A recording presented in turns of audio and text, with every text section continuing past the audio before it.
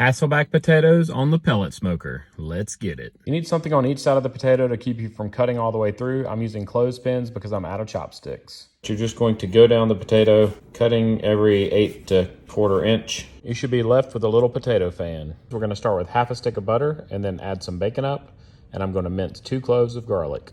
Bacon up is store-bought bacon grease that you can find in the Amazon storefront link by clicking the link in my bio. Once that's melted down, we're going to add some smoked paprika, and I turn the heat off as well. Now I'm just going to brush this solution over the top, making sure it gets down in the cracks.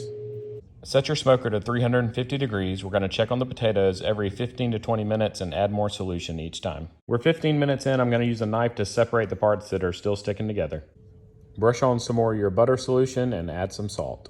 After about an hour on the smoker, I'm going to take some fresh shredded cheddar cheese and coat the tops of them so it melts down in the cracks. I like to wait to add my pepper so it doesn't burn. Top with some sour cream and chives and bacon if you have it. Let's eat, y'all. If you're not already following me on YouTube, it'd be awesome if you did.